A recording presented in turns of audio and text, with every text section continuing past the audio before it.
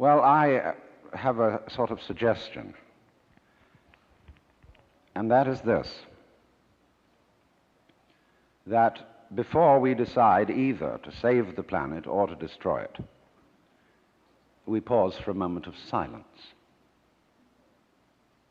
I don't mean that kind of grim silence which one observes when somebody says, such and such a famous person has just died, and we'll observe a moment of silence in his honor.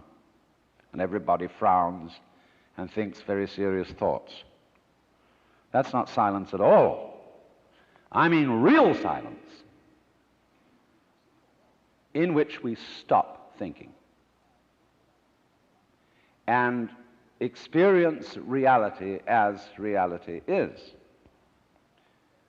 Because after all, if I talk all the time, I can't hear what anyone else has to say. And if I think all the time, and by that I mean specifically talking to yourself subvocally inside your skull, if I think all the time, I have nothing to think about except thoughts. And so I'm never in touch with the real world. Now, what is the real world?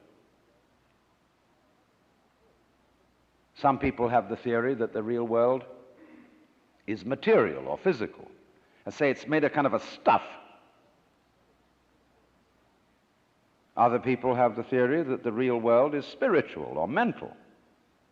But I want you to point out that both those theories of the world are concepts. They are constructions of words. And the real world is not an idea. It is not words. Reality is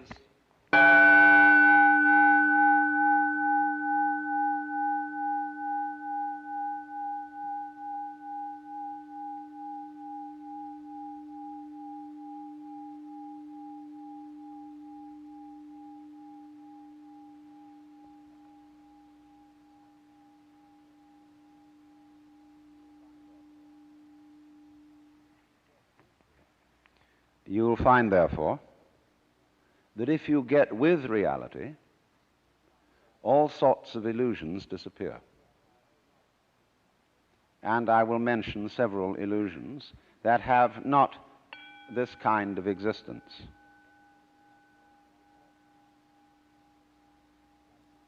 Let's begin with some very down-to-earth ones, like money. Money is a very useful method of accounting. It is a measure of wealth in the same way as inches are measures of length and grams measures of weight. You cannot eat money. You could have a fantastic quantity of dollar bills and stock certificates on a desert island, and they would be useless to you. What you would need would be food and animals and companions. Money simply represents wealth in rather the same way that the menu represents the dinner. Only we are psychologically perverted in such a way that some of us would rather have money than real wealth. But you know, you cannot drive in 5 cars at once, even though they be Cadillacs. You cannot live simultaneously in 6 houses or eat 12 roasts of beef at one meal. There is a limit to what one can consume.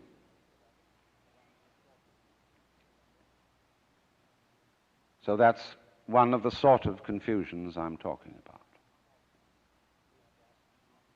Another is that we confuse ourselves as living organisms with our idea of ourselves.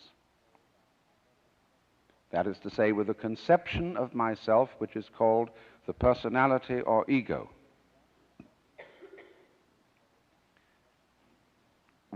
That is what we have been told we are. And it's an extremely crude and limited conception of oneself.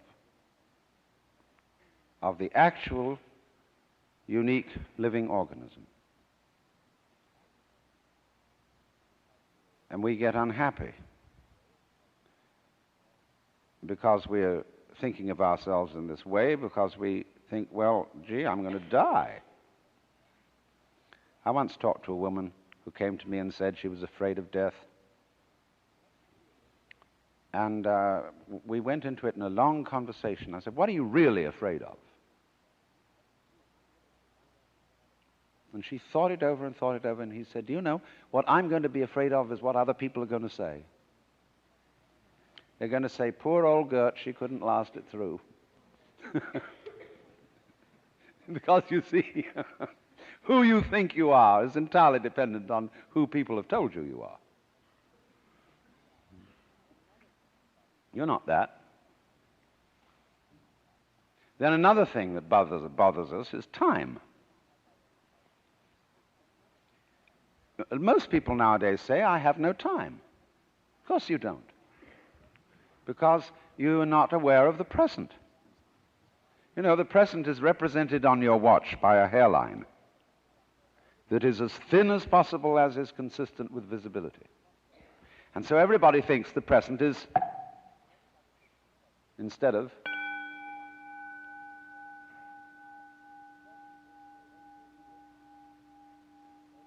now, the present is the only real time. There is no past, and there isn't a future. And there never will be. We think ordinarily of the present as an infinitesimal point at which the future changes into the past. And we also do a terrible thing. We imagine ourselves to be results of the past. And we're always passing the buck over our shoulders, like when God approached Adam in the Garden of Eden and said, hast thou eaten of the fruit of the tree whereof I told thee thou shouldst not eat? And Adam said, this woman thou gavest me, she tempted me and I did eat. And God looked at Eve and said, hast thou eaten of the fruit of the tree whereof I told thee thou shouldst not eat? And she said, the serpent beguiled me and I did eat. And God, out of the corner of his eye, looked at the serpent. The serpent said nothing.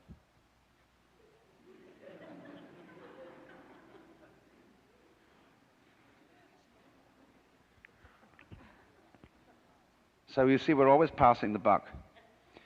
And don't realize that the past is caused by the present, as the wake of a ship flows back from the prow. Now, the wake doesn't drive the ship any more than the tail wags the dog.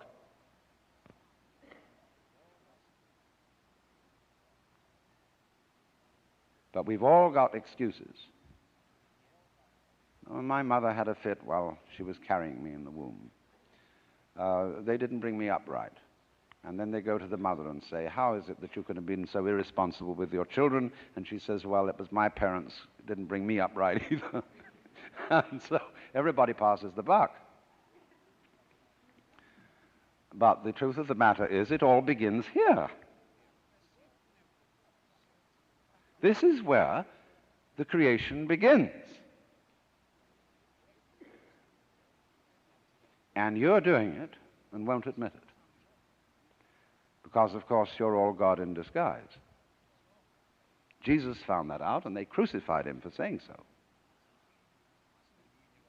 Because the Jewish people had a sense of God as the cosmic king, the boss. It was modeled on Pharaoh, on Cyrus of Persia. The King of Kings and the Lord of Lords was Cyrus's title. Kyrie eleison means Cyrus, have mercy on us.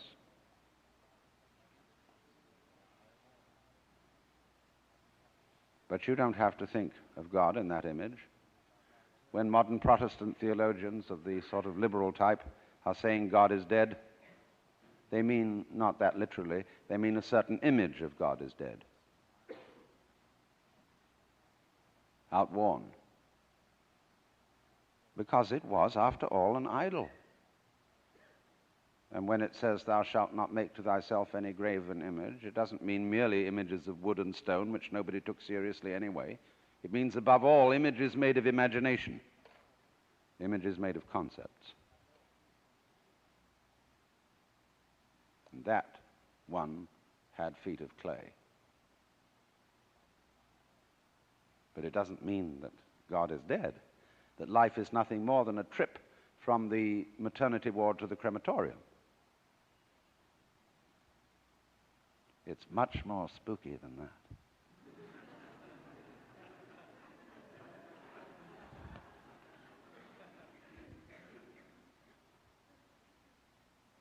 Much more wonderful.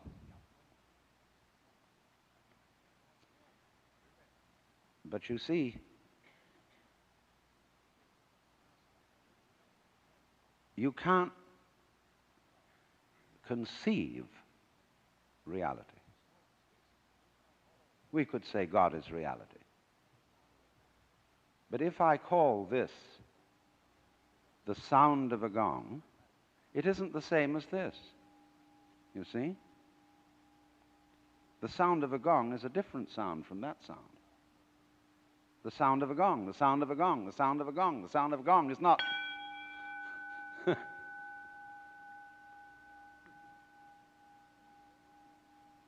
So then,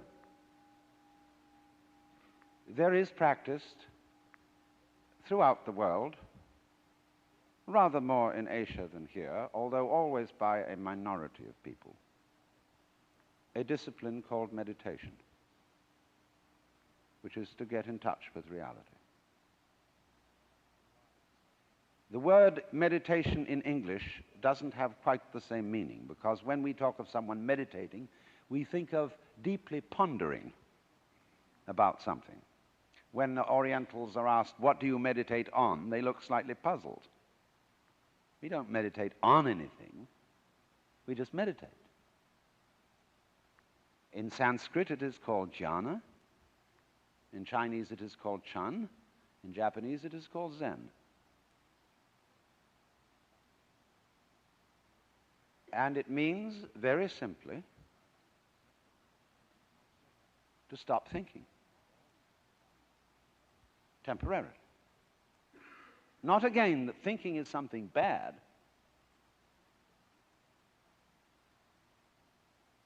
but if you don't, you have to stop thinking at certain times. Once you get the knack of that, you can do it even while you're thinking.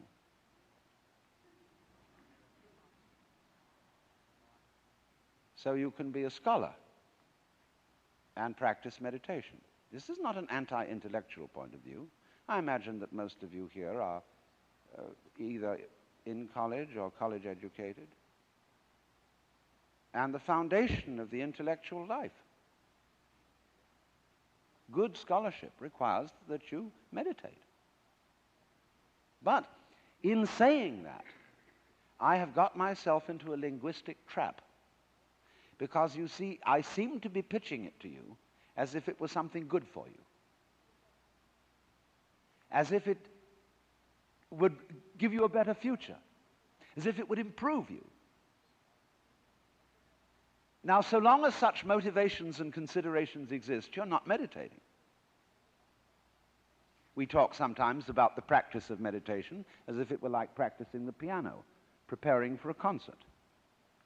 It's much more like the practice of medicine, as when you say, well, I practice medicine. It means you do it every day. It's your way of life. So this is a very odd thing for Westerners to understand, and particularly for Americans,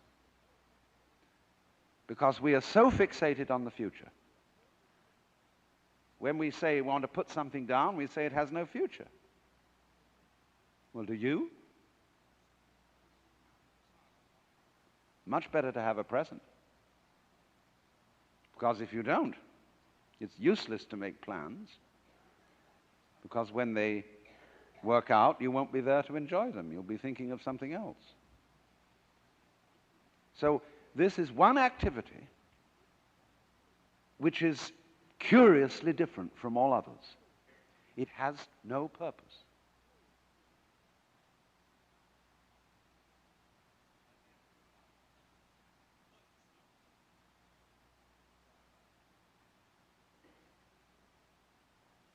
It's rather like music or dancing in that respect.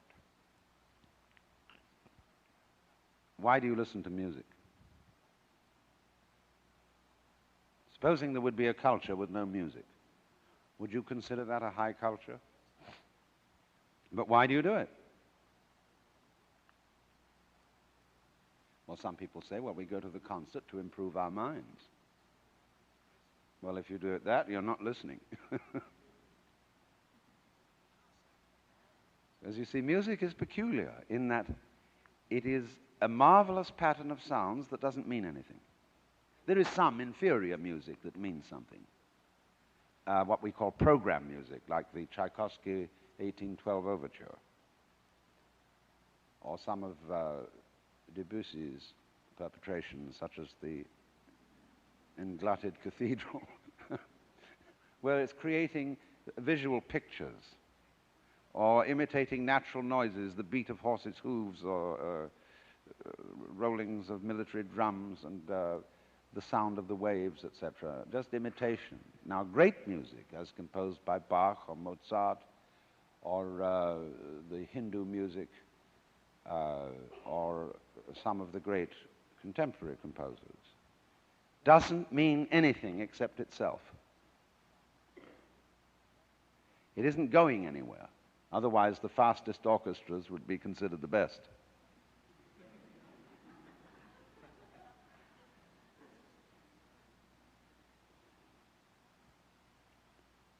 So we, in music, become centered. We come into the present. Not a hairline present, mind you. It's an expanded present, because if you had a hairline present, you wouldn't be able to hear one note after another. You wouldn't know what note you'd heard before. So you couldn't hear melody.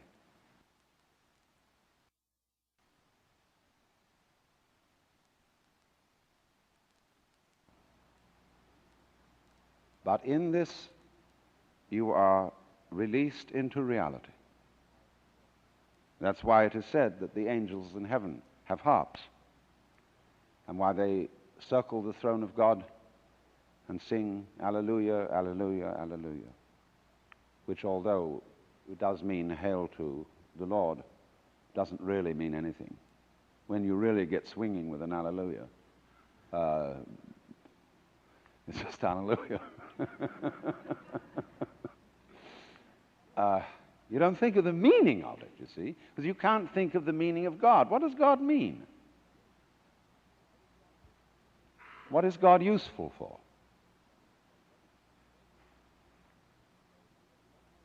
And so in the same way you can ask, what does a tree mean? What does a cloud mean? What does a fern mean? What's it all about?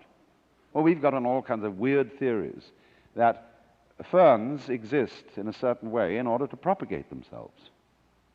Like birds do all this thing in order to lay eggs so that more birds come out. And the whole point of that is that there shall be more birds still.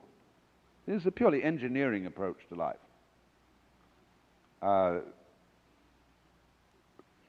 Which is completely senseless. Things don't mean anything. Birds don't mean anything. Trees don't mean anything. Words mean something, yes, because they point to something beyond themselves. They are signs. But if you take words too seriously, you're like a person who climbs a signpost instead of going where it points.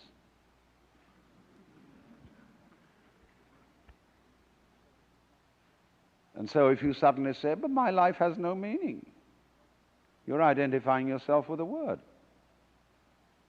And that's what we do. If I would identify myself with Alan Watts, that would be identifying myself with a concept, with words. A rather complicated mess of words, to be sure. But still, I would have made that mistake.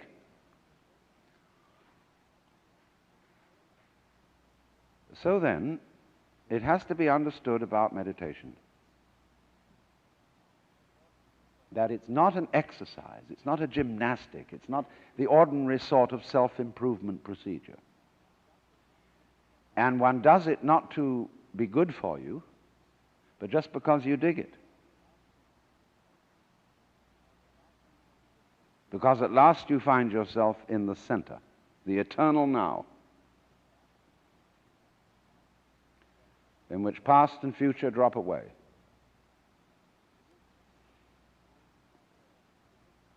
In which divisions created by words drop away. Can you point to the division between my 5 fingers? Can you, in other words, touch the difference between them? Can't be done.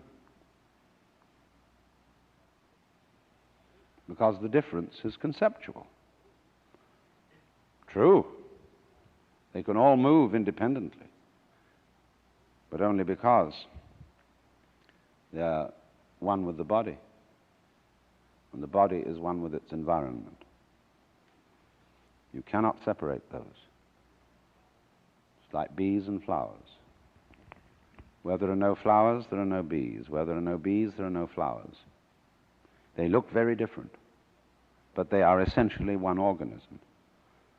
The head and the feet look very different, but they are parts of one organism. Not really parts. Parts is a mechanical word, like got any spare parts.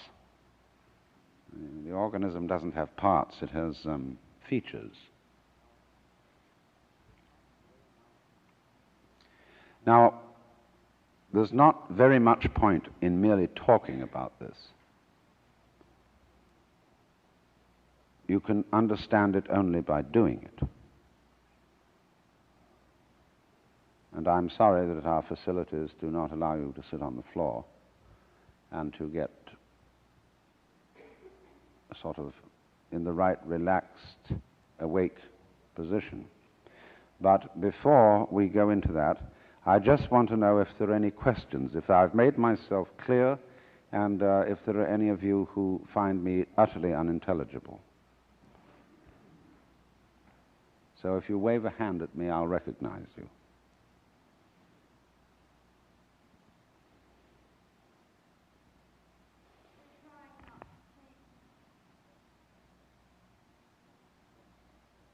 You must be careful about that. You cannot smooth rough water with a flat iron. So don't try not to think. You just allow your thoughts to do whatever they want to do, but you listen to them like you listen to birds chattering outside the window.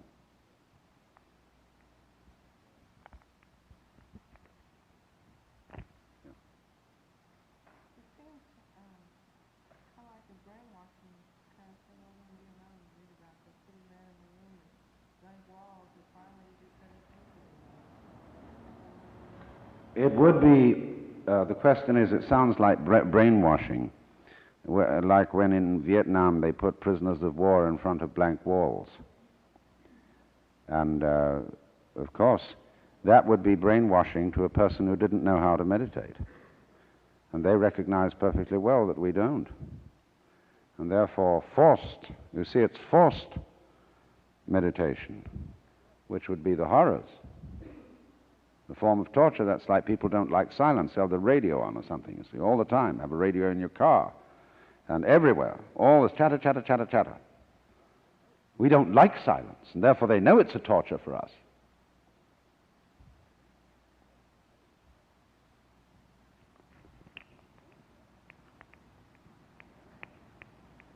It is for them, for that matter, too. Because not many of them are experienced meditators. If they were, they wouldn't be involved in this mess.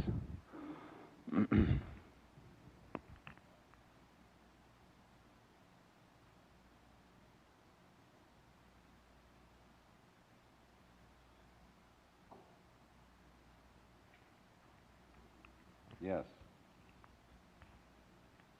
Yes.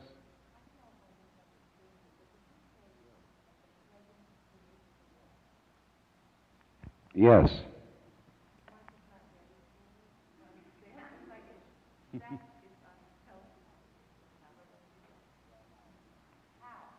Well, now, you see, you've got to realize that we think of the world largely in terms of Newtonian mechanics. And that goes back to Greek philosophy and all their ideas of nature. And by and large, these people were always thinking about nature by analogy with the game of billiards. And so when a ball moves, it was hit by a cue. And we say the ball moves because it was hit by the cue. So when you do something, people ask, what hit you? What was your motivation that caused you to behave in this way? But you must understand that cause and effect is a defective way of describing nature. What happened was this, that when we separated events into separate bits, you see,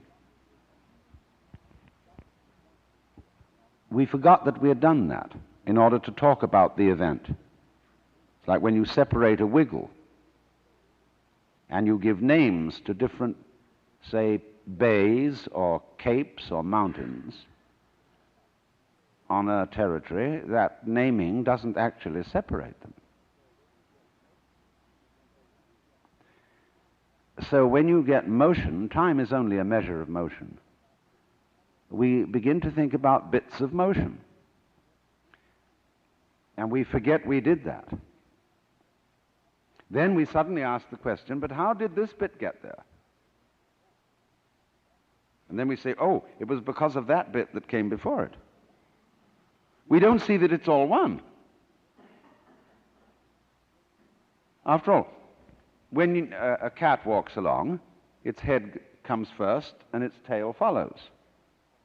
Now, is the head the cause of the tail, or is the tail the cause of the head? Well, it's all one cat. The whole cat moves. When a snake moves, which side moves first, the left or the right?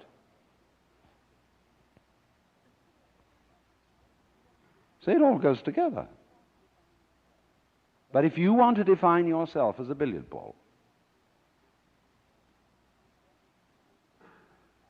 then you will play life like the past was responsible for you.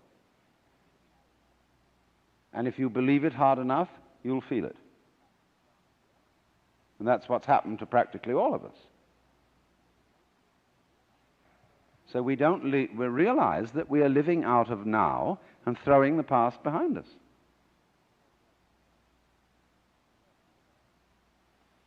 Yes, in the back.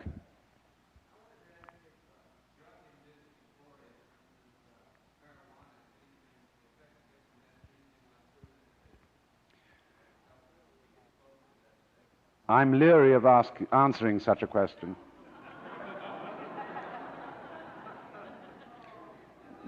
Because I seem to be living in an area where there is incomplete freedom of speech. Yes. What? Yes, sure. I've made a pretty clear and I think sober statement of the powers and dangers of these things in that book. Yes. In the prison in Vietnam, I'm talking about the present and the past, for two prisoners, one experienced in meditation and one not experienced in meditation, their experience of presence is going to be entirely different. Is not that difference due because of past training or experience? And why would it not be the same? No, it is due to the fact that the meditator meditates and has liberated himself from his past, which was an idea in his head.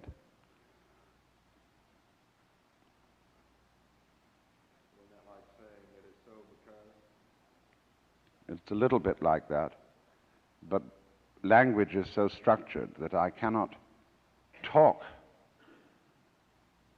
without this implication. We can practice, we can enter into the meditation state and see why that would be so. But we would see it directly from that state, not from any explanation.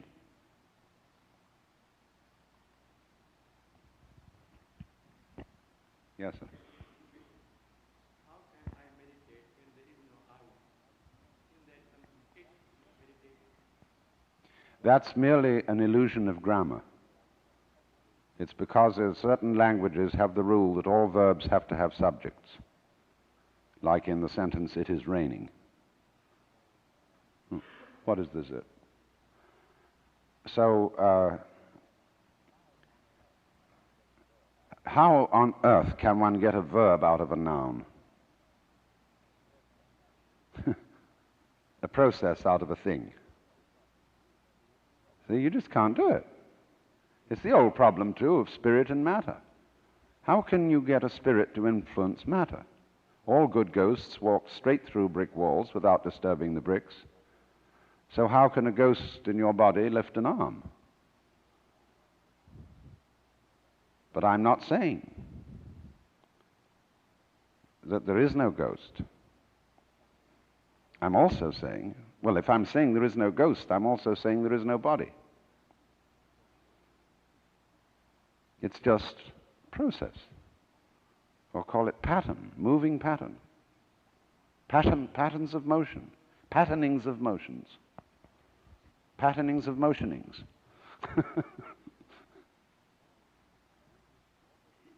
So we are always, you see, language keeps creating ghosts. And like the lightning flashed. Well, obviously the flashing was the same as the lightning. So we divided a single process into two pieces. One something called lightning, which does something called flashing.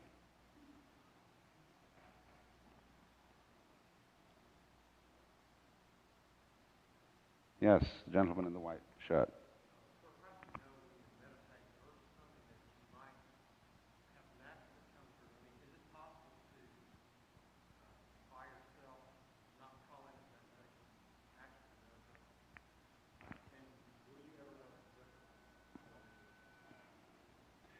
Yes, it is, of course, possible to meditate without intending to do so. But it's also possible in retrospect to realize that you were meditating. You don't lose the faculty of discursive thought. You don't get your mind permanently wiped out in that sense. You still remember your name, address, and telephone number, your social security number, and who you're supposed to be and what role you're supposed to be playing, but you know that's a big act.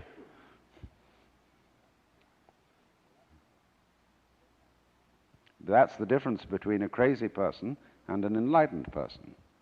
A crazy person might get by accident into some of these states and get so lost that he wouldn't know how to come back to the world of ordinary normal conventions. But when meditation is properly practiced, you can also operate in the conventional world.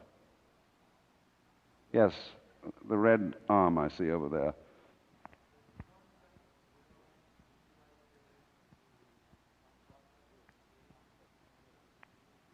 Does the concept of will fit in? Not really, no. I will try to show you practically why it is an unnecessary concept.